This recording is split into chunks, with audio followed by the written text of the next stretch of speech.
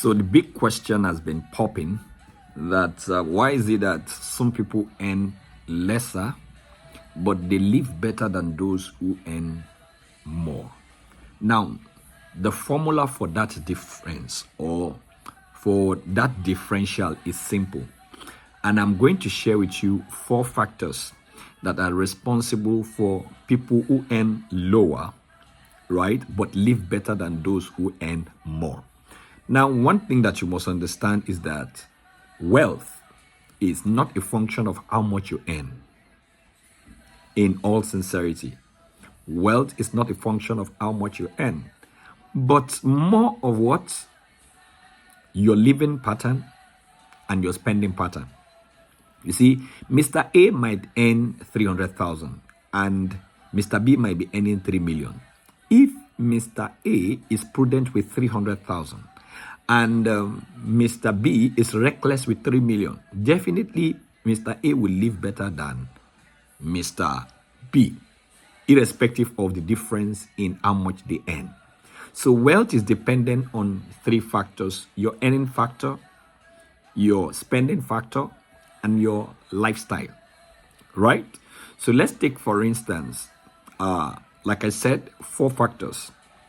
Number 1 is Mr. A understands leverage. Probably other people's time, other people's money, system thinking. He knows how to, take advantage of resources that are available and accessible to him, that he doesn't need to spend money to get what he wants. Meanwhile, Mr. B, in his own reckless spending, will buy what he does not need to impress people that are not aware that he's existing, right? He buys just to show off, right? And then it's also possible that what Mr. A has a better visionary mindset than Mr. B. Some people, all they have is money, right? They do not have any other substance attached to it. So sometimes they call them money misroad, right? So you see, they call them what? Money misroad. Are we together? But the other person, the little that he has focus with it.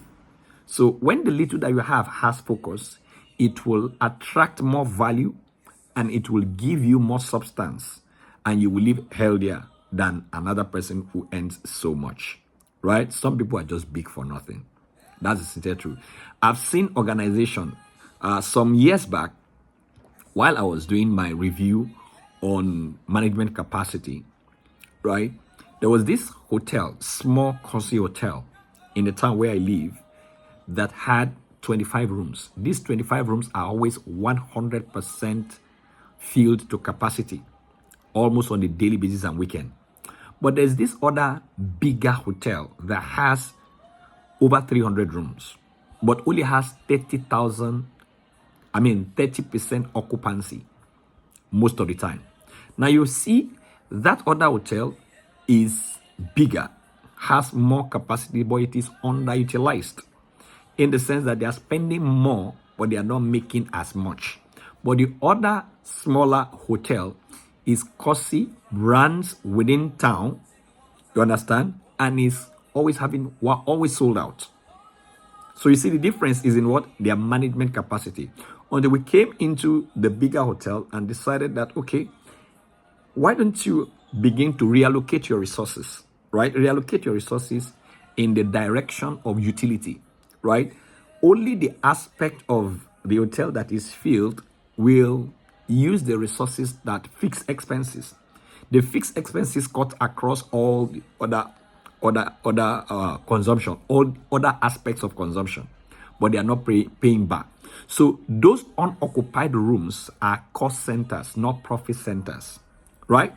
Meanwhile, the other aspects like the bar, you understand, that also uses are investment centers, because those that stay in the rooms that occupy the room will also want to use resources or things related to that in order to polish their stay where they are. So that's an investment center.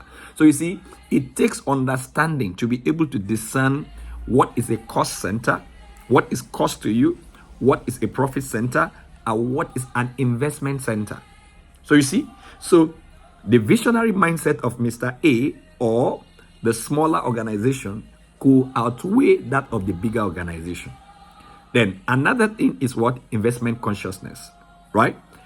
One person thinks from the future, the other person thinks about now, right? Just think about the euphoria and the excitement. Like Mr. B that earns 3 million every weekend could declare surplus for the boys and the rest of them. And you don't expect that if he continues with that lifestyle, he's going to have any kind of meaningful life. Meanwhile, Mr. B that earns 300,000 has a consistent saving of 20% of his income, right? Which is towards buying a piece of land. So over time, the 20,000 naira per month that he saves will compound. While the man with 3 million naira is busy lavishing and recklessly spending his 3 million on a monthly basis. The other man is what, with his investment mindset, is consciously utilizing his 300,000. He has savings, he has investments. You understand? He lives his size per time.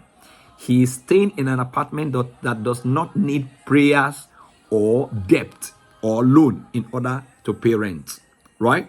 He cooks for himself, not that he cannot afford to enter into Chinese restaurant and eat. Are we together? So his investment consciousness makes him utilize his resources, spend from an outcome-focused thinking. And then, finally, is that Mr. A has growth mindset, is constantly developing himself. Why Mr. B is what? Things that he has gotten to his peak. There's no need to add anything again. So you can see, when we stop learning, we start dying. The dying does not mean physical death. It simply means your decision-making abilities will be plummeting, right? It means that what? The action, the steps that you are taking, they are not moving you forward. You are on a treadmill. It looks as if you are growing, but you are not moving. You are moving, but you are not growing. But the other man is stacking up. Today, he buys a book on finance, is reading. Tomorrow, he buys a digital course to learn another skill. So he's multiplying his money-making ability and compounding the returns on his investment, while this man is all digging the rabbit hole that will never stop. So you can see that one who earns a little income can live better. His living standard can be more than what? Because he understands these 4 factors. Number 1, he understands leverage. Number 2, he has vision. Number 3 is investment conscious. Number 4, he has a growth mindset. So when all these things happen, he becomes magnetic to opportunity because he has clarity. He understands, he has an inventory of his mastery. He knows what he can do and what he cannot do. He has courage, you understand, creative way of solving problems, right? And then number 4, he takes action courageously. He doesn't have so much, but it's also savings. He's also saving. And his savings will present him before opportunities. So he can identify opportunity with his growth mindset. He can capture the opportunity.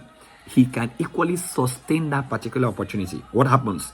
He can multiply his strengths. So you can see now, in 10, 20 years, the man that is earning 300,000 is going to live and become wealthier, happier than the man that earned 3 million without all of these 4 factors.